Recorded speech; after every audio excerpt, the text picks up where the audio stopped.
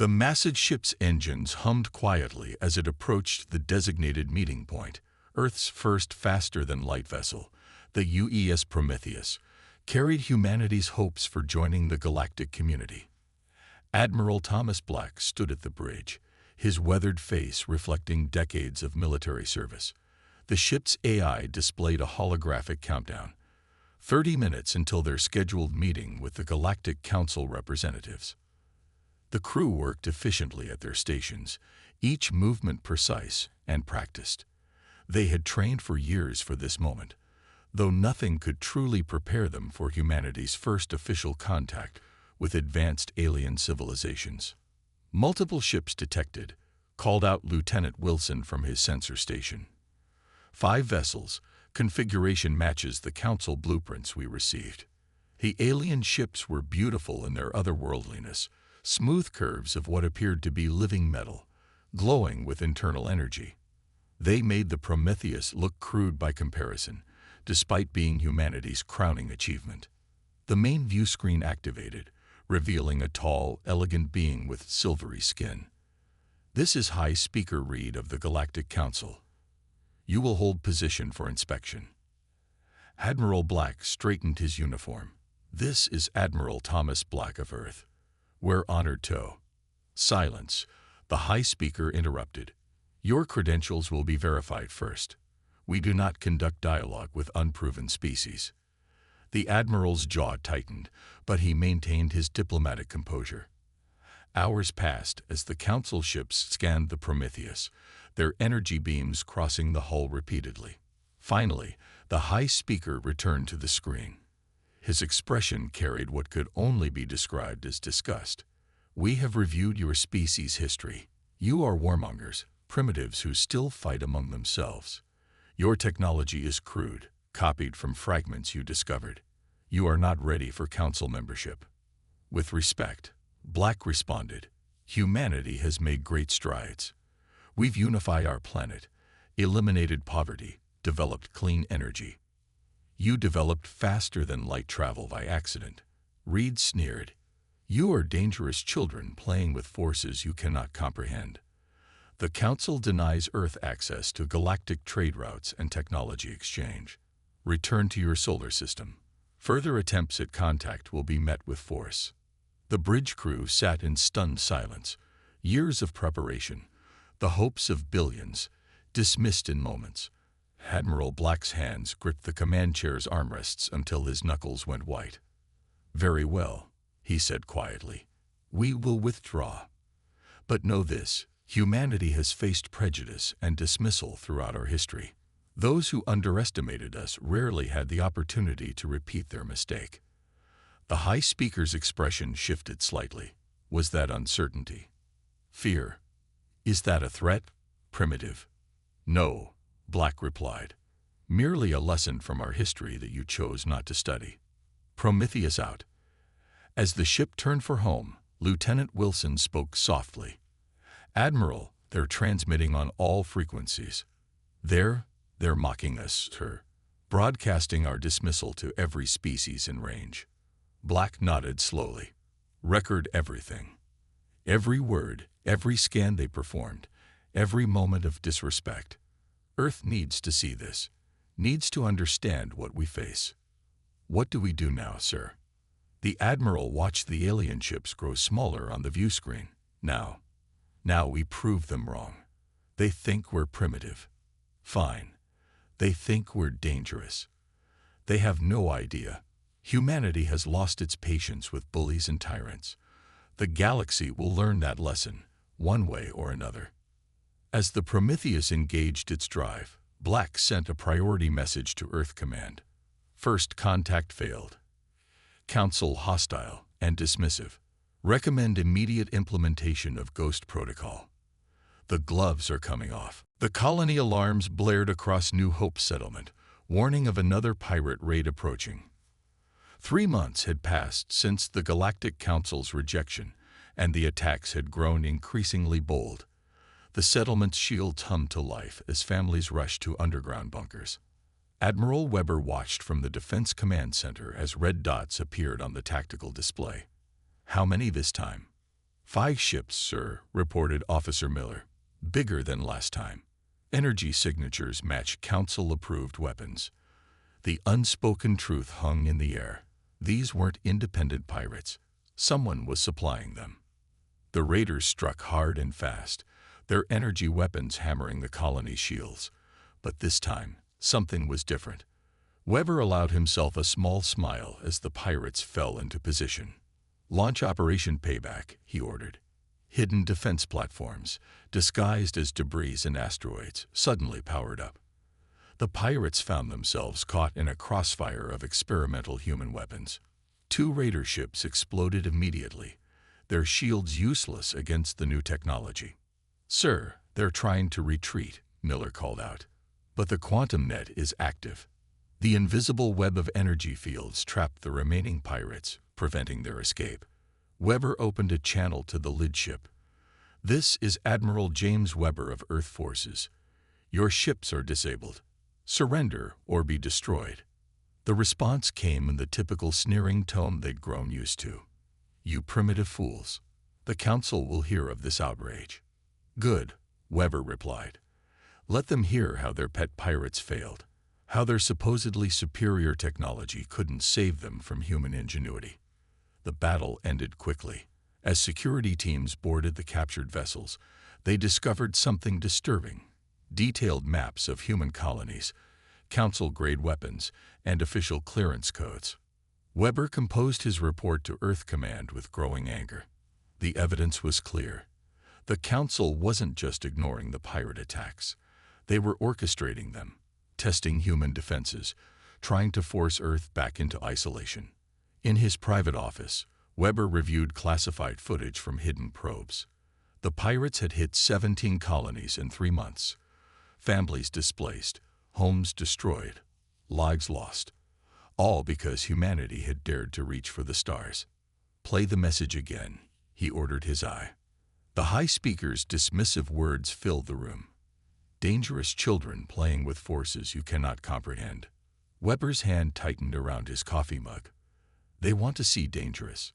Computer, encrypt and send. Ghost Protocol Phase 2 authorized. Operation Shadow Fleet is go." Throughout the solar system, hidden shipyards powered up.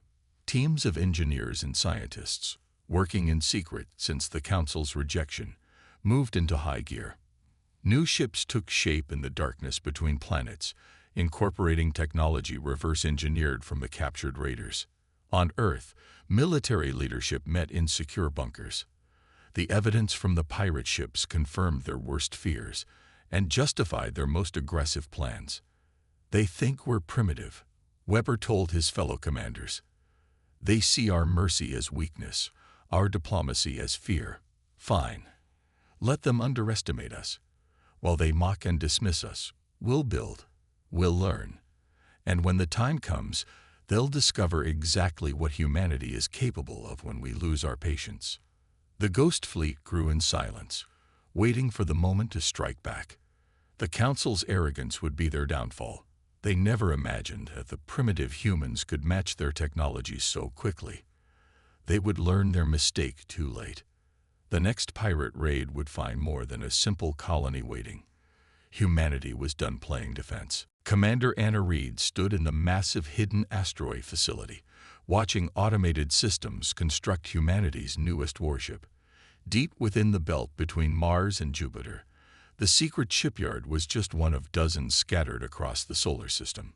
"Status report," she called out, her voice echoing in the cavernous space. "Hull integrity at 100%. Stealth systems integration complete," reported Chief Engineer Parker. "She's beautiful, isn't she? The Council would never believe we could build something like this." The ship before them was unlike anything humanity had created before. Its hull absorbed light rather than reflected it, making it nearly invisible to standard sensors. Reverse-engineered technology from the captured pirate vessels had been improved upon, enhanced by human innovation. "The Council thinks we're still playing with chemical rockets," Reed said with a grim smile. "How many ships already?" 15 completed, another 20 under construction across all yards. "The Ghost Fleet will be ready ahead of schedule." Reed walked along the observation deck, reviewing holographic readouts. Each ship incorporated lessons learned from their encounters with alien technology. But more importantly, they included uniquely human solutions, approaches the Council races would never consider. Training crews posed a unique challenge. Every operation had to be conducted in complete radio silence. New forms of quantum communication were developed, allowing the Ghost Fleet to coordinate without detection. Pilots and officers learned to think differently, to fight in ways that alien tactical doctrine couldn't predict. "Show me the battle simulations," Reed ordered. The holographic display came alive with combat scenarios. Traditional alien warfare relied heavily on shield strength and energy weapons superiority. The Ghost Fleet was designed to bypass these advantages entirely, using stealth and unconventional tactics. "They expect us to fight like them," Reed explained to her officers. "To build bigger ships, stronger shields, more powerful weapons. That's not humanity's way. We adapt. We improvise. We overcome." In a secure chamber deep within the asteroid, Reed met with her tactical team. The walls were lined with data from countless probe missions, analyzing Council military movements and capabilities. "They still think the pirate raids forced us into isolation," one officer reported. "Our withdrawal from galactic space is being celebrated as proof of their superiority." Reed's expression hardened. "Let them celebrate. Pride comes before the fall." She activated a secure terminal, reviewing the latest intelligence. Council ships continued to patrol near human space, maintaining their blockade while pirates struck at poorly defended targets. "What they don't realize," she continued, "is that every attack teaches us more about their technology. Every engagement makes us stronger. We're not cowering in fear. We're preparing." The Ghost Fleet grew in silence, each ship a testament to human determination. Council sensors occasionally swept the asteroid belt, but they never found the shipyards. They weren't looking for the right things, couldn't conceive that primitives could hide such advanced facilities. Soon, Reed promised her crew as they prepared another ship for launch. "Soon they'll learn that humanity's patience has limits, and when that patience runs out, the galaxy will never be the same." In the darkness of space, more ships took shape, waiting, watching, ready to show the Council exactly how dangerous humanity could be. Captain Mark Stone maneuvered his stealth ship through the outskirts of Council space, tracking the suspicious cargo vessel. After weeks of following leads from liberated pirate databases, they'd finally found something far worse than simple raiders. The cargo ship's transponder identified it as a medical supply transport, but its course made no sense for that mission. Stone's crew maintained radio silence as they shadowed the target through 3 different star systems. "Energy signatures confirm," his sensor officer whispered, though there was no need for quiet in space. "Life signs in the cargo hold. Hundreds of them." Stone reviewed the data with growing horror. The cargo was alive. Members of pre-FTL species stolen from their homeworlds. Slaves being transported to Council space. "Record everything," he ordered. "Every detail, every transmission, every ship that makes contact." Over the next month, they documented dozens of similar ships. The slave trade wasn't just tolerated by the Council, it was organized by them. Species deemed primitive were harvested for labor, treated as property by the supposedly civilized races. In a secure transmission to Earth Command, Stone sent the evidence. Videos of beings in chains, recordings of casual conversations about product quality, shipping manifests listing prices for different species. The Council's grand civilization was built on slavery. "They denied us membership because we were primitive," Stone wrote in his report. "The truth is, they denied us because we never accept this.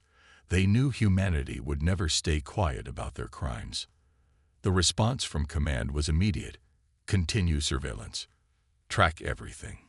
Ghost Fleet stands ready." Stone's ship followed more slavers, building a complete picture of the trade routes. The Council's propaganda portrayed them as benevolent guardians of galactic civilization. The reality was an empire of exploitation. "Sir, His communications officer called out one day, "We've intercepted something big." Council meeting records, encrypted. The decrypted files confirmed their worst fears. The Council didn't just allow slavery, they considered it necessary. Lesser species existed to serve. Their dismissal of humanity wasn't about technology or warfare. It was because humans still believed in freedom. Stonewashed recorded footage of slaves being unloaded like cargo. Among them were children, torn from their families on worlds that didn't even know other civilizations existed. "Prepare a full tactical analysis," he ordered. "I want to know every weakness in their transport routes, every gap in their defenses. When humanity strikes back, we're not just fighting for ourselves anymore." The evidence made its way through Earth's leadership. The Ghost Fleet's mission had changed. This wasn't just about defending human colonies now. It was about justice. Stone's final report was brief. "They called us primitive because we still fought wars." They were right. Humanity fights. We fight tyranny. We fight slavery. We fight for those who cannot fight for themselves. And soon, very soon, the Council will learn why that makes us dangerous. The Ghost Fleet emerged from stealth simultaneously across 12 star systems. Operation Freedom's dawn had begun. Each ship appeared precisely where the intelligence gathered by Captain Stone had indicated, right above major slave trading hubs. The Council's security forces didn't even have time to raise shields. The first they knew of humanity's presence was when their slave pens were breached by teams of Earth's special forces, moving with precision born of months of planning. "All ships, execute with extreme prejudice." Admiral Weber's voice came through the quantum channels. "Free the slaves. No mercy for the traitors." The Council's superior technology meant nothing against opponents they couldn't see coming.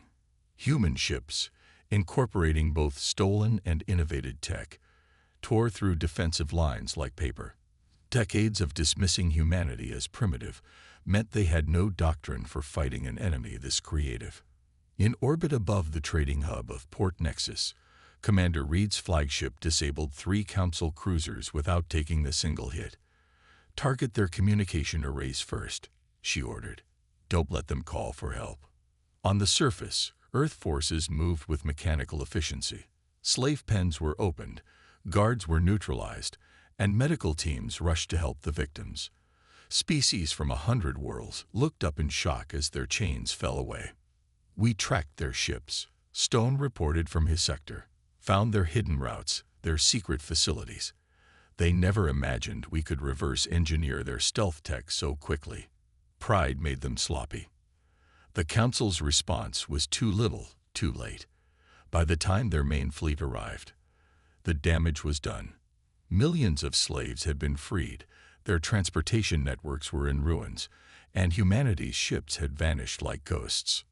"Message from Earth Command," Reed's communications officer called out, broadcasting on all frequencies, all languages.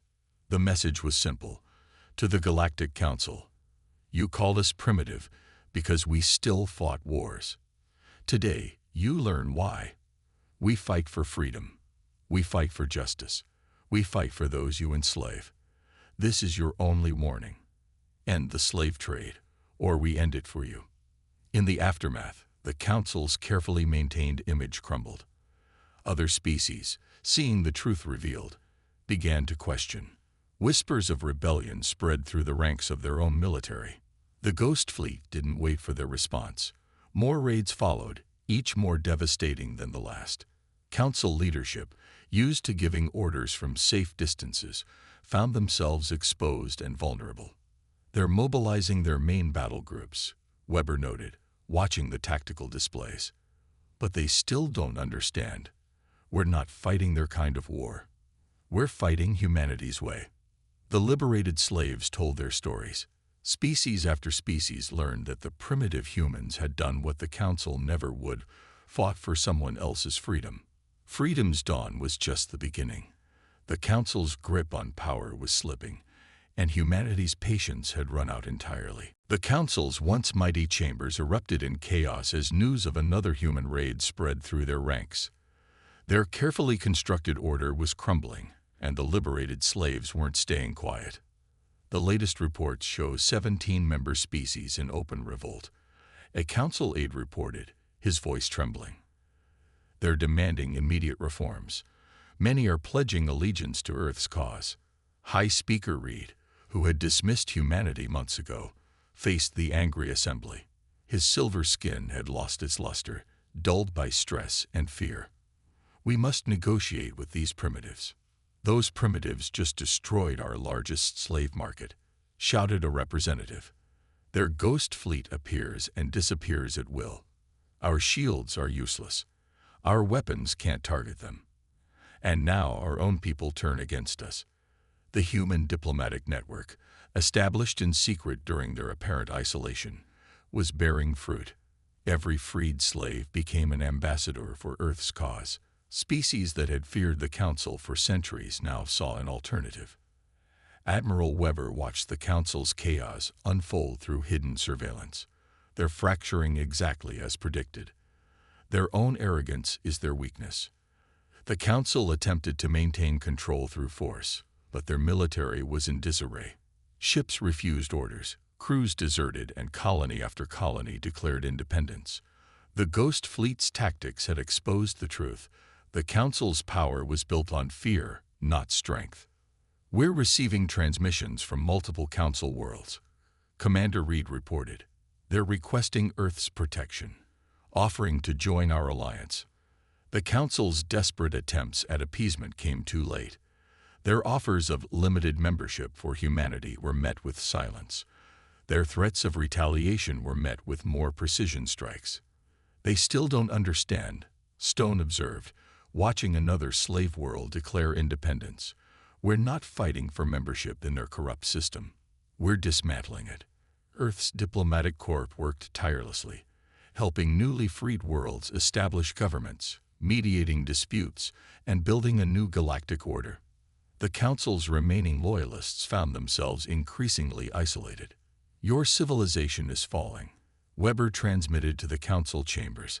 Not because of our weapons, but because of your choices. You chose slavery over freedom, control over justice. Now you face the consequences. The Council's final attempt to maintain power, a massive fleet gathering to strike Earth, never materialized. The ships arrived at the rendezvous point to find the crews had mutinied, inspired by humanity's example. High Speaker Reed's last transmission to Earth was simple. We surrender. Name your terms. The response came not from Earth, but from a coalition of freed worlds. The terms will be set by all of us. The age of the Council is over. The halls of Earth's new galactic assembly buzzed with activity. Ships from hundreds of worlds filled the orbit above, their crews representing species that just months ago had been enslaved. The former Council chambers had been transformed, its symbols of oppression replaced with signs of unity and freedom. Admiral Weber stood before the gathered representatives, his voice carrying across the chamber. Earth doesn't seek to rule. We fought for freedom, not power. This alliance will be different from the Council. Every voice matters. Every species has rights. The Universal Rights Charter, drafted by a coalition of freed worlds and human diplomats, became the foundation of the new order. Its first article, written in every known language, stated simply, no sentient being shall ever be enslaved. Commander Reed, now serving as Earth's chief diplomat, worked tirelessly with former slave species. We remember what it meant to be called primitive, she told them. Your technology level doesn't determine your worth. Your choices do. The remnants of the Council, stripped of power, watched as their former slaves took seats in the assembly. Some chose exile, unable to accept the new reality. Others, learning humility, worked to make amends. Look at them now, Captain Stone remarked to his crew, watching ships of all designs moving peacefully through Earth's space. They called us warmongers because we fought. They never understood that knowing how to fight means knowing when to stop. The Ghost Fleet remained vigilant, but its mission had changed. Now it protected trade routes, responded to distress calls, and ensured the rights of developing civilizations. The ships that had once struck fear into the Council now brought hope to the oppressed. Earth became a center of learning and diplomacy. Species that had been denied technology under the Council's rule found humans eager to teach and share. The knowledge flow went both ways. Humanity's innovation combined with alien wisdom created new possibilities. We lost patience with their cruelty, Weber told a gathering of new cadets. But we never lost our humanity. That's why we won, not just the war, but the peace that followed. The galaxy would never forget the lesson.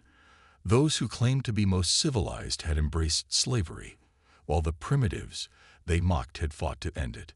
Humanity's patience had run out, but their principles had remained strong. The stars belonged to everyone now, and they were better for it.